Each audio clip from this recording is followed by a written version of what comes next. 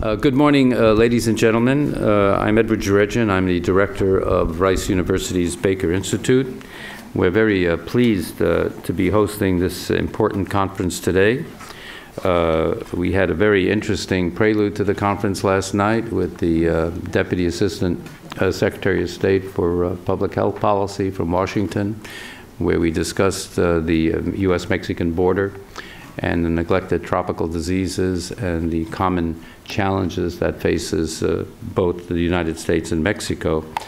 So today we're very pleased to welcome the Secretary of Health of Mexico, Dr. Mercedes Juan Lopez, to hear her remarks on the key issue this conference is addressing, the nexus between disease and poverty. Secretary Lopez has led a very distinguished career of service in Mexico, including appointments as the first Undersecretary of Regulation and Sanitary Promotion in the Mexican Secretariat of Health and the first Secretary of the General Health Council. She also has served in leadership roles at various government agencies and nonprofit organizations. Her full biography is in your programs, and I refer you to the program. So, ladies and gentlemen, please join me in welcoming Her Excellency, the Secretary of Health, Dr. Mercedes Juan Lopez.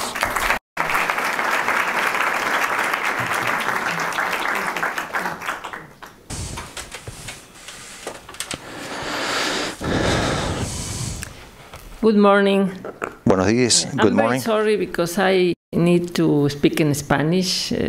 Please, sorry. Agradezco mucho al Instituto I'm Baker, grateful to the Baker Institute públicas, así como of Public Policies, al embajador also the ambassador, Edward Jeredjian, that they allow me to be here today with you to talk. Una vinculación, it was a relationship, invitación que me hizo don it was an invitation done by Claudio González, mexicano muy destacado, a Mexican businessman very well known in our country, just to share with you, and I thank everybody to be able to be here with academic people. La experiencia de México sobre Mexican experience desatendidas over neglected diseases was the one I was asked to present here, para to everybody. destacar también la colaboración que tenemos. I'd like to talk about the cooperation, por muchos años, and there's been for many years in terms of health in both our countries. I'm going to talk about now about neglected disease. If we have time, afterwards, I will talk about something, other things that matter to our countries, like public health. First, we'll talk about neglected diseases. Basic needs for the development of a human being. All these aspects is directly related to the vulnerability of the groups for the presence of the diseases, especially for these bad conditions. Historically, the most vulnerable group, they suffered the social staying behind the technology, financial and health, which there was a lot of suffering related to poverty. Diseases are denominated neglected diseases, and they are a group of health reasons. Of them, 17 are priority, where we can talk about dengue, rabies, trachoma, this causes blindness, leprosy, Hansen disease, Chagas disease, leishmaniasis, cysticercosis, onchocercosis, also known as blindness of the river, just to mention a few. Estos padecimientos comparten áreas geographical areas that determine the social status and margination, low educational level, no money, and absence of services like water, and A escala mundial, se estima at a world level, we think there's 1.4 billion people affected for these diseases. Of them, they're endemics in 149 countries, and in developing countries and neglected areas and developing countries.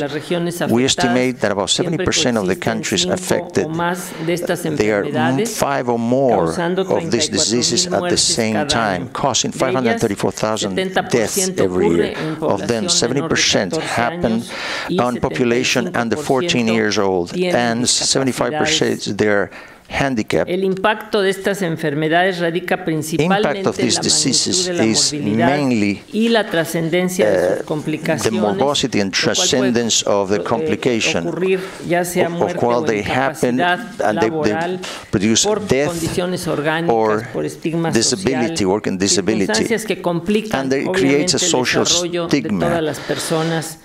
We complicate the development of the families, work, economical, educational.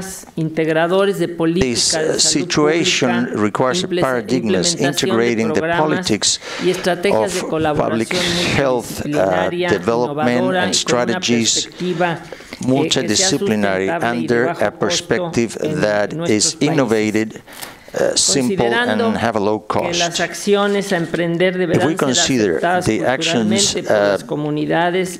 must be accepted culturally for these communities to facilitate the adoption, continuity, and evolution of it. The latest years, the interest to solve these problems the increase in relevance. The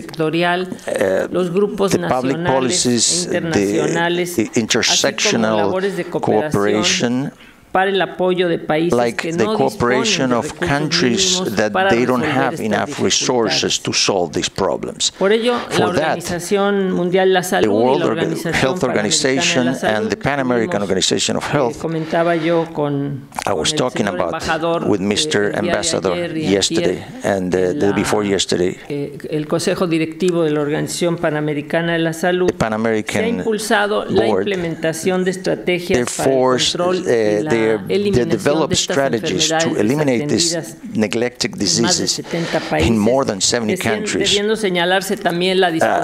Also, we should indicate the availability of medicines through donations of pharmaceutical companies and non-governmental organizations. For example, we got an example. The representative of the foundation, Carlos Slim Foundation, they work intensively in this subject. We have very ambitious objectives. We think that these proposals that the World Health Organization, we need to focus into 5 points. Preventive chemotherapy, utilizing paludism, reinforce the control of the cases, diminish the clinical manifestation like blindness or trachoma, the effective control of vectors to reduce the propagation of diseases like dengue and the just arrive chikungunya. Number 4, avoid the contamination, water contamination, with filtration of the water consumed by human beings. We have to implement hygienic reasons to reduce rabies and other diseases like trachoma. In Mexico, these activities are geared towards the controlled elimination of neglected diseases. They realize programs with specific programs like lepra, onchocercosis, dengue, Chagas, leishmaniasis, paludism, between others, implementing strategies at a regional level. These programs, they push the participation and the cooperation intersectional that promote the transversality of the health in all the politics. The World Health Organization have certified Mexico like a country without onchocercosis, being on a world scale the third in developing the eradication of such a disease after Colombia and Ecuador. In our country, in 1980, from 2008, the area onchocercosis have been constituted by three main focus endemicos, two in Chiapas and one in Osaka. Between 1990 and 2008, it was constituted for three endemic forces, two in the Chiapas state, southern Mexico, and one in Oaxaca. We have 670 locations affected by this. The program for the elimination of onchocercosis, they use the treatment with ivermectina with 90% of reduction of disease of 47.1% in the number of cases. And in the 2006, 87.8 from 2006 to in this latest year, we have the latest confirmed cases. The Pan American World Health Organization was in our country, was evaluating, and that's why we're giving the certification of the elimination, total elimination of onchocercosis. In the case of leprosy, Mexico reached in 1994 a lower level on a case per every 10,000 inhabitants. There was a goal established for the World Health Organization, and ever since we lowered the cases to 2014, only 164. The dog rabies, we need to go back to the end of the 20th century, when in Mexico was a real severe problem of public health, because given the number of registered cases from 1970 and 1989, we had 1,200 cases of human rabies. Because of that, we have to reinforce the vaccination of dogs with intensive campaigns, medical attention and treatment to the people affected. Besides, in 1990, we have a strategy for public free vaccination, and in 2001, we established the sterilization of the canine population that I work with Dr. Roberto Tapia this year with us. Because of these efforts from 2006 in Mexico, we don't have human cases of rabies contacted through dogs, and if we keep this road, we will be able to meet the objectives by the OMS. Because of what we reach in our country, in spite of that, still have those diseases which we need to eliminate. In paludism, it's very important to say that even though there's cases from Plasmodium vivax, because of the benign form of the disease, the incidency rate has diminished by 92.6% between 2000 and 2014. As far as Plasmodium falciparum, causing the Tertiana maligna fever, it's the worst case of the disease, and from 1992, there haven't been any death, and the elimination of the regional cases in 2009, that was the last one. As a preventive measure in 2010, Mexico started the initiatives from the countries of Central America for the interruption and the transmission, vectorial transmission and transfusional of the Chagas disease. And we have the treatments through the Pan American Institute of Health. The treatment is based on Nifurtimox, which is given for the World Health Organization. In the 1980s, the state of Chiapas was characterized by the hyper-endemicity of trachoma, while the rest of the country, they haven't been any cases. This disease is the first cause of blindness in the world, occasioned by Chlamydia trachomatis. In 2001, our country join the prevention program, like control of trachoma, under the strategy of SAFE. Las mejoras ambientales, y también se dispone de un sistema the environmental measures, the surgery and trichiasis, and the patients.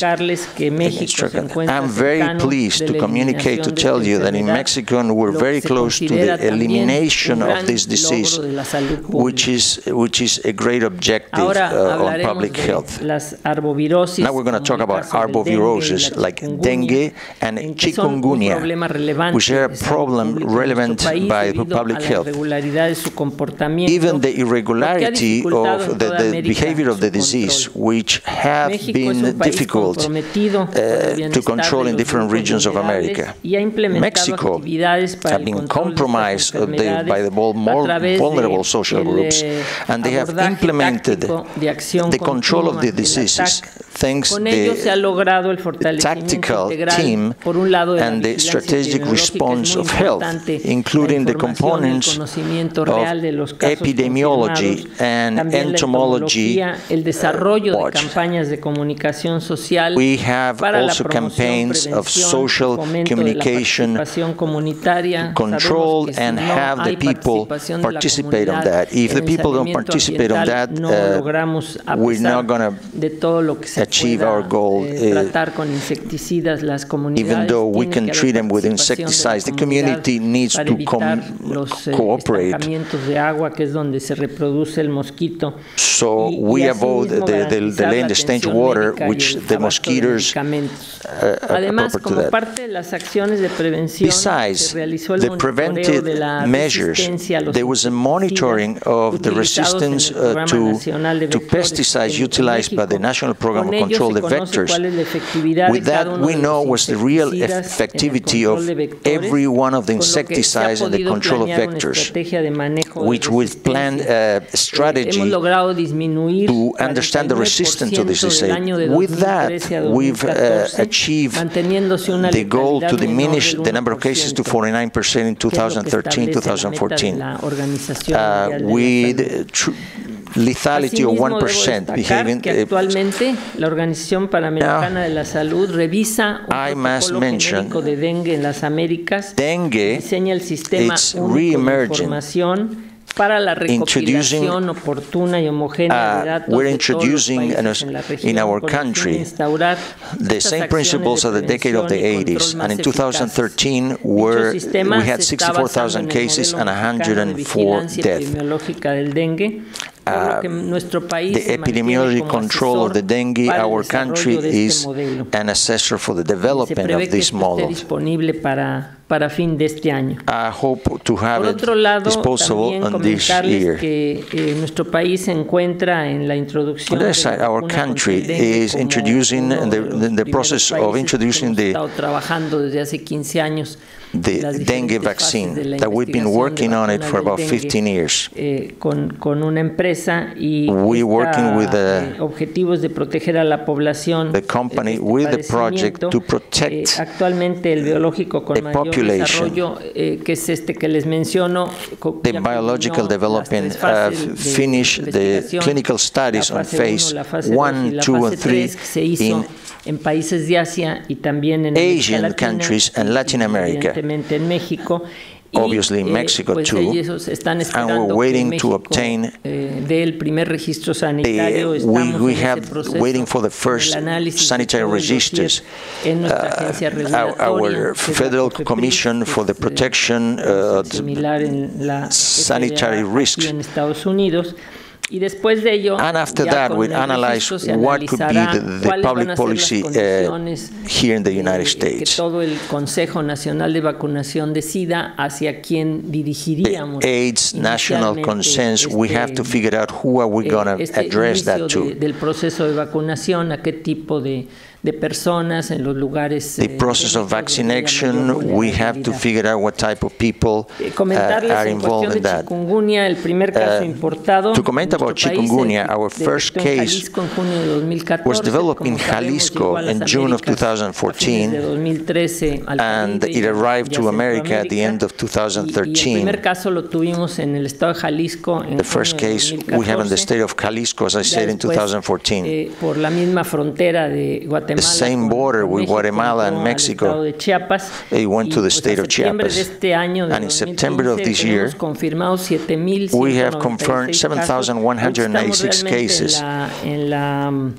Como ven en la gráfica, estamos like you see in the graphic, en el pico del brote, we're in the peak ya pasó, por ejemplo, of the infection Colombia, that happened, for example, in Colombia. Las personas de salud de Colombia. We're in contact with the health organizations in Colombia, and they de esta manera tan importante. Ahorita lo tenemos, afortunadamente, they devoted their efforts to these important subjects. Unfortunately, we have only in a few states of Mexico now, but no hay defunciones. There hasn't been any deaths yet. Más de 85 millones de pesos 85 million pesos have been devoted for the dengue prevention and control.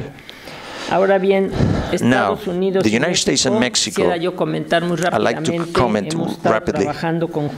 We've been working together to attend these 17 neglected diseases through the establishment of bilateral, binational agreements, which we have a lot of cooperation with that. For example, Binational Technical Group of the United States and Mexico, whose objective is to innovate and improve the active operations between both countries, devoted to the coordination and prevention of diseases, and the Subsecretary of Health and the Prevention and Promotion has helped there.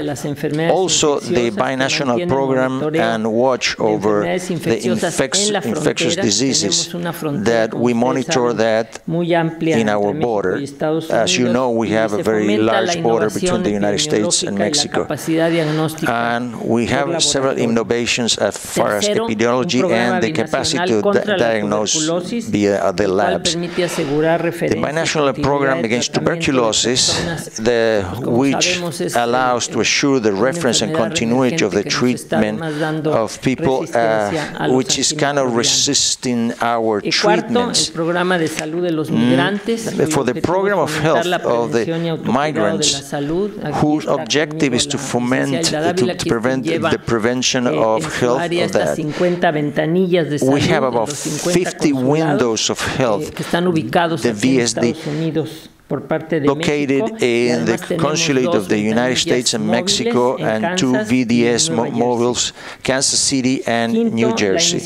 Number 5, the global initiative of health security, participating in the group number 7 in Mexico, whose objective is to prevent and attention the threats to public health, like to reinforce the preparation collective and the pandemic influenza matters, and the resistance to influenza. La resistencia a los antimicrobianos. Antimicrobiotic resistance. Las guías de coordinación. Also, we have developed the guides of coordination between the United States and Mexico, coordinated by the Department of Health of the United States. And we have adopted formally this guidance, these rules, in the World Assembly of Health meeting on May of 2012, with the purpose to exchange information, epidemiological information of importance to both countries, which would help both countries as far as possible. There's no doubt of these examples that I've mentioned.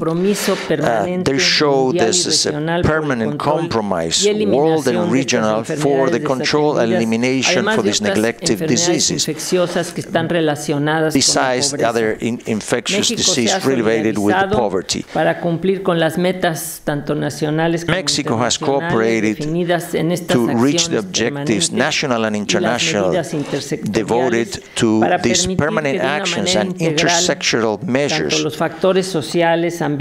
whose objective is to propicien la presencia o podamos prevenir la presencia de estas so we'll be able to prevent the presence of these diseases. Just to finish, I'd like to reiterate that along the years we've implemented different strategies and politics that have allowed Mexico to understand these global health problems, reaching that our country have been recently declared like the third nation free of onchocercosis, as I said, and the leprosy, the human rabies through dogs, and trachoma. By the same token, in this year, the Pan American Organization of Health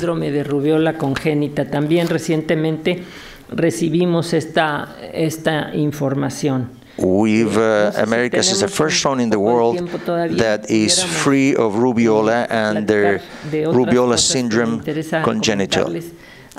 We have the time. I'd like to talk to you rapidly, very briefly. In Mexico, like we have, like in every country in America, we got a transmission epidemiology. We're present in the chronic diseases, not very noticeable. And we have premature death, disability, loss of life expectancy, like it happens here in the United States. And we have a serious problem about obesity and diabetes. I'd like to mention that. The government of Mexico developed a public health strategy. Because of its magnitude, we developed a strategy regarding obesity. Because it considers all the strategies. It's not just a problem of the health sector, but the educational sector and the academic sectors, the civil organizations. I was talking to the ambassador a few minutes ago that we have a group, tri-national, 3 countries, de Salud, Silvia Burguel y Canadá. For the United States, Silvia Burguel and Canada. So we can share experience, capacitation, and training. Muy rápido les comento, rapidly, esta estrategia está conformada strategy por 3 pilares fundamentales. Uno es la salud pública, que está concentrada en acciones intensivas public health, de prevención y promoción, fundamentalmente para hacer conciencia de los cambios de comportamiento, de hábitos de vida saludable, of the different habits of the population, especially on the diet and the physical activity, as well as educational campaigns to monitor the diseases of the diseases. I'm really happy that Dr. Tapia is here because we work together with his foundation, Carlos Slim Foundation. Just to follow, we have 1.5 million patients, and they're installed in 26 nets of excellence of obesity and diabetes, and 25 of the 32 entities. Our objectives is to have control of all the people with diabetes and diminish obesity. As you know, the complications is what takes us to premature death, like liver disease, cardiovascular disease. We just started a campaign which is developed, which is located in the Autonomous University of that, and they have several indicators that we've been monitoring to see how we're doing throughout the years with this strategy. We have campaigns, important campaigns, which which has a lot of impact. Check yourself, measure yourself, and move. The evaluation of this campaign had an 80% impact on the people affected. We also installed 96 mobile units with the orientation of diet and physical activity. We have 101 units of medical specialty with the Foundation of Carlos Slim. We have at the first level of attention, and the last one is sanitary regulation. We've done two things. We have prohibited during the children time about sugary drinks. We are taking off the air the TIEVA about 25 of this situation. And in July of this year, we have forced the explanation of the amount of calories in every disease and carbohydrates, especially in the frontal label. We are in the process of transformation. And last, we have a fiscal reform referring to sugary drink, what we call in Mexico junk food, which have higher caloric interest. And we can see in a recent study, we've related to diminish the usage of those foods and drinks about 6%. Okay, and we've used the increase of bottled water. The vaccination program, I'd like to mention, is a very successful program. We've been doing it for 3 decades. In some regions, we are really being a watchdog about the 2014, we applied 34 million doses of free vaccination. And that year, we achieved the goal of 98% coverage in vaccination in boys and girls of about a year old against rubiola parotiditis. Also the cancer, cervicouterine cancer. It's a public policy to vaccinate the 12th grade girls given the human papilloma virus, which is considered the types 16 and 18 of the virus. The malign lesions, and they contribute to the cancer of the uterus. Mexico is worried about the vaccination, and we are covering the 90% of the vaccination for girls on 5th grade and 11 years old, non-schooled. We have diminished in this latest year to 40%. 40% the mortality of cancer, cervicouterine cancer. And with the vaccine, the human papillomavirus, and we hope to increase that. To develop all of these subjects, we require 2 important subjects: compromise the human resources with the health of the population and the actions taken in an articulate and coordinated form. That is working as a team. And I'm very happy to confirm that Mexico, we are reaching these 2 goals. In Mexico, one of the major achievements of the President Enrique Peña Nieto has been to obtain the evaluation of the health problem and diminish the poverty, and because they don't have access to health system. We have diminished on that subject from 2012, 21.5% and 2000%, the absence of services 8.2% only. In the last year, we affiliated, we sourced 3.3 million people on the popular health insurance. thinking of a general population of 57.3 million Brazilians. One of the consecrated rights in our Constitution is the right to the proper diet. Also the politics of our President Peña Nieto. We have a national crusade against hunger, lo cual is a strategy of different tools in terms of alimentations, health, education, housing. We affiliate people with popular health insurance.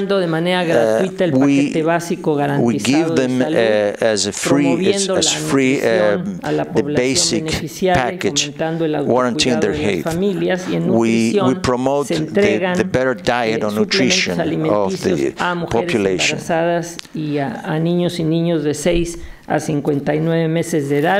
And we supplement, we bring a diet to two vulnerable groups, the pregnant women and lactating and kids from 6 to 59 months of age. These are consistent of micronutrients and fortified milks and vitamins. I'm very proud I can indicate that the problems that worry more, and we're working now in our country. Thank you very much for your attention, and I'm at your service if you have any questions that I could comment.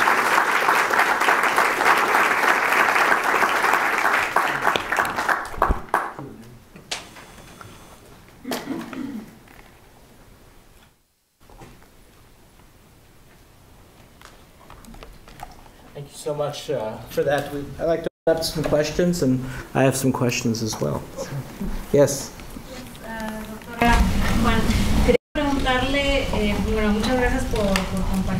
I want to thank you very much for sharing all this presentation.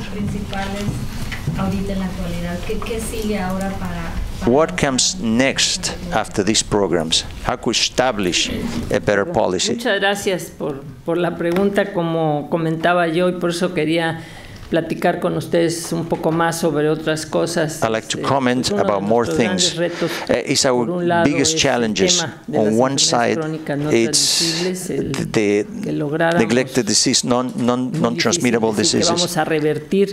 We're going to revert a tendency that we've been having for several decades, the increase of obesity and diabetes. We have the Public Institute every 6 years. 2012 was the last one. 70% of our population is overweight. It's too much. 9.2% suffer from diabetes. Then that's our great challenge of public health. Besides other diseases like cancer, cardiovascular diseases. In the case of cancer, it's a challenge that we have. We have diminished the uterine cervical cancer, the breast cancer. We have to increase the prevention at early stages, which you can really reach results if you catch it at an early side. What I was saying on public health, the most important aspect there, we are spending more money on obesity and diabetes. In first place, the mortality in cardiovascular deaths, they're directly related, obviously, to obesity and hypertension. And also, liver disease, we have a big problem to attend. It requires a dialysis, and the solution, and we don't have enough donors for transplants. We have about 20,000 people waiting for a transplant. y las acciones que tenemos que enfocar básicamente transplant, lograr la prevención y and control we have to basically address the prevention and control obesity and diabetes, and that's what we're working on. Ya está hecho la metodología para hacer una encuesta que le llamamos medio camino, de ver cómo estamos. We call it on the way, see how we are doing in these last 3 years in obesity and diabetes. On the other hand, something very important for us, how to improve the quality of attention in our institutions. We have quality problems and attention with these public institutions. In spite of the coverage that we're implementing, we haven't reached our goals. It's kind of a challenge at a national level. I have a question, and Dr. Patazzi is going to translate for me. So my question is, during your lecture, we heard about at least 10 victories. We heard about the elimination of malaria, the elimination of rabies, the elimination of onchocerciasis, the great inroads you're making in non-communicable diseases, and a couple of other really important achievements, and congratulations on that. But I also heard two I don't want to call them failures, but two areas where you're not making progress, which is one, Chagas disease, where you have, according to the WHO, you have almost 1 million people living with Chagas disease in Mexico who are not getting treatment. And then we have the problem with dengue, which is the WHO estimates around several 100,000 people infected with dengue. So in the United States, that's still good enough to make it to the Super Bowl in terms of wins and losses. But how do we address those two losses? What needs to be done with Chagas and dengue? Because I'm asking because we have the same problem in Texas with Chagas disease, and we're going to have the same problem with dengue shortly. So it's really lessons learned for us. ¿Necesita traducción?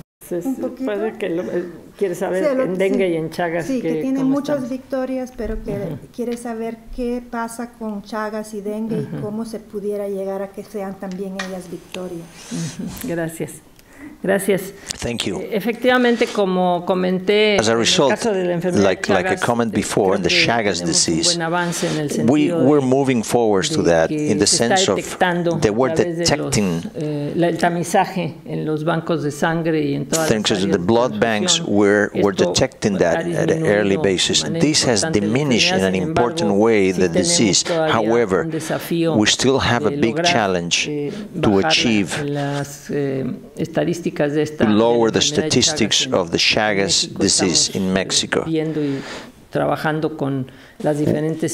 We're working with different institutions to keep and maintain the medicine and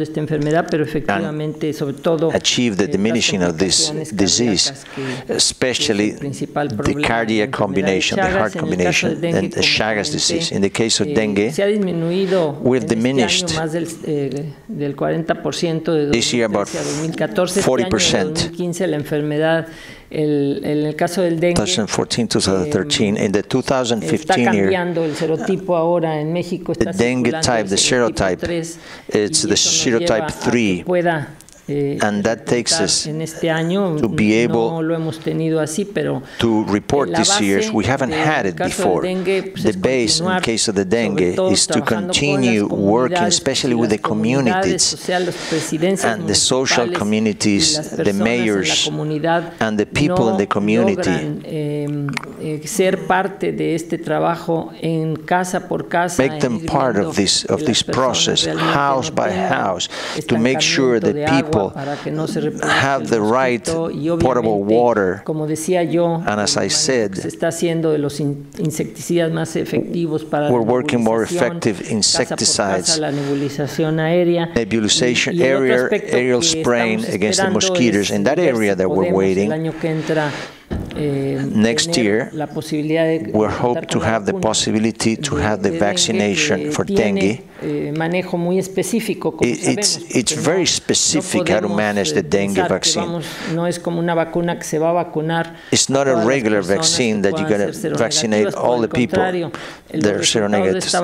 On the contrary, the results of this vaccine has been that you can vaccinate about people that already had the contact with the dengue virus. This vaccine is going to protect, basically, according to the studies, enfermedad grave de dengue en más del 80%, que esto ya es una cosa muy buena. We're going to reduce the disease by 80% in the extreme cases, and we have to follow up like we're doing the cases of shown in clinical studies and to develop the zero positivity of the vaccine. That's another element there. We're waiting. I hope we reach our goals.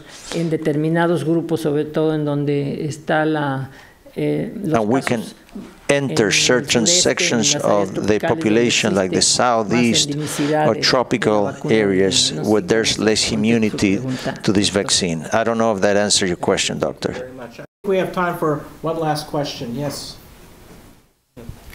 Señora Secretaria, escuché que dijo que hay mucho trabajo en equipo por parte de las instituciones del gobierno federal. Mr. Secretary, we have a team effort.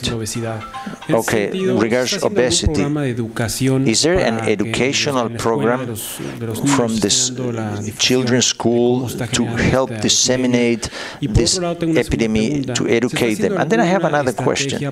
Is there a strategy to facilitate aquí en Estados Unidos a la población que está ingresando, the national insurance of the population that is entering the United States?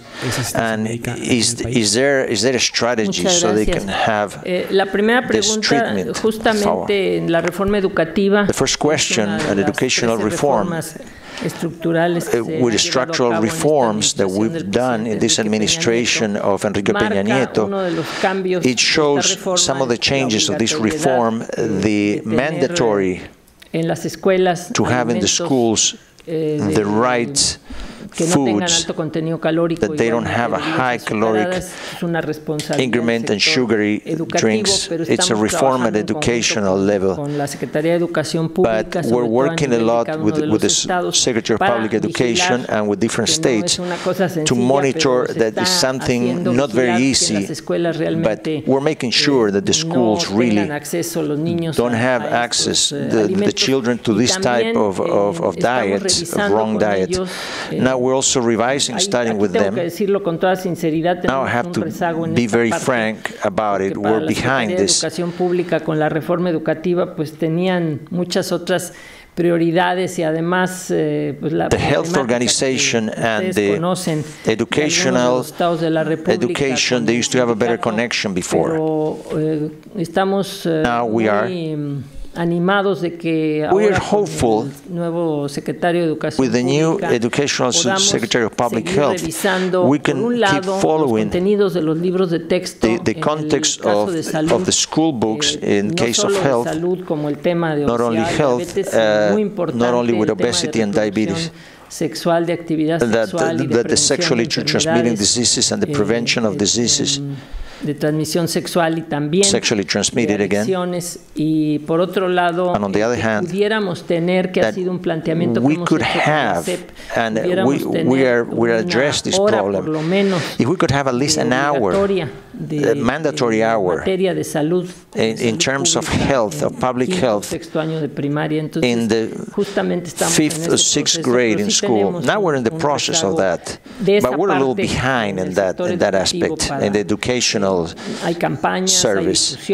There's campaigns, this type of information, but the most important is that the kids have, since they are young, to have these educational tips so they develop better eating habits. I'm sorry, what was the other question? El Seguro Popular aquí en Estados Unidos, como decía yo, están las 50 the National Health Insurance, there's the 50 windows to the consulates, we help them with advice. At some point in time, they could advise to what institution or what hospital to go at the time when they don't have the regular medical services. If we affiliate, sí, la tenemos para dárselas cuando van a nuestro país. Eso have it when they go to our country, but we don't have it here in this country. No tendríamos la manera de darles la atención. We cannot give the attention because we don't have the medical service of the public health. But we have several measures of prevention, advisor, family counselor on transmission of diseases. So also we go with them where they can be attended at the time. That's as far as we can go with the national health insurance from Mexico. Thank you so much for your comments, which I think really help set the stage for where we're going to move forward throughout the day and through the wrap-up. I appreciate very much your coming to the Baker Institute and coming to Houston. We hope to have you many times again. Thank you. Muchas gracias. Thank you. Muchas gracias. We're going to go right to the panel discussion now, and Dr. Murray and Dr. Mejia will be coming. Thank you, doctor. Your first chair.